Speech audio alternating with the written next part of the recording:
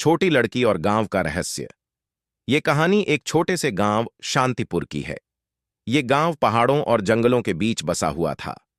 गांव में हर कोई एक दूसरे को जानता था और सभी साथ मिलकर रहते थे।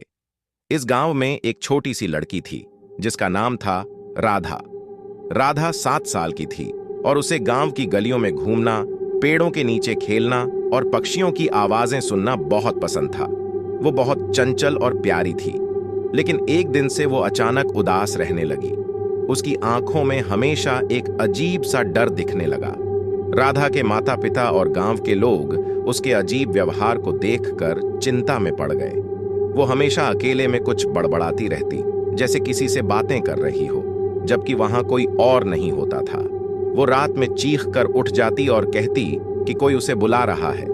गांव वालों को लगने लगा कि उसके साथ कुछ अजीब हो रहा है। उन्होंने कई बार उससे पूछा, लेकिन राधा कुछ भी साफ साफ नहीं बता पाई। राधा के साथ अजीब घटनाओं के बाद पूरे गांव में कुछ रहस्यमयी घटनाएं होने लगीं।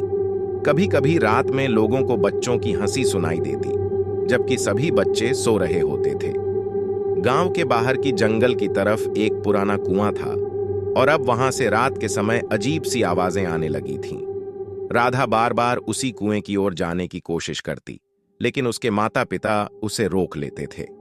एक रात राधा फिर से चीख कर उठी और जोर जोर से कहने लगी कि वो आ रही है। उसके माता पिता घबरा गए और गांव के पुजारी को बुलाया।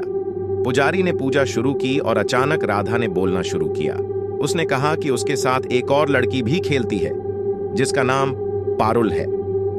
पुजारी ने गांव के पुराने दस्तावेज देखे और पाया कि कई साल पहले एक छोटी बच्ची जिसका नाम पारुल था उस कुएं में गिरकर मर गई थी। तब से उसकी आत्मा उसी गांव के बच्चों के पास आती रहती थी। पुजारी ने बताया कि पारुल की आत्मा अब भी शांत नहीं हुई है, इसलिए वो गांव के बच्चों के पास आ रही है। आत्मा को शांति दिलाने का एक ही तरीका था, उस कुएं के पास जाकर उसकी आत्मा के लिए प्रार्थना करनी होगी और उसे सम्मानपूर्वक विदाई देनी होगी। गांव के कुछ लोग और राधा के माता पिता पुजारी के साथ कुएं तक गए। जैसे ही उन्होंने प्रार्थना शुरू की, अजीब सी हवा चलने लगी। अचानक राधा ने पुजारी को पारुल की आत्मा के बारे में और बताया कि उसे बस एक दोस्त चाहिए था। प्रार्थना के बाद कुएं से एक हल्की रोशनी निकली और धीरे धीरे अंधेरे में गायब हो गई। पारुल की आत्मा को आखिरकार शांति मिल गई थी। राधा अब पहले की तरह खुश और चंचल हो गई। गांव में अब कोई अजीब घटनाएं नहीं हो रही थीं और सब कुछ सामान्य हो गया। राधा ने अपने माता पिता से कहा कि पारुल अब बहुत खुश है और उसने विदाई ले ली है।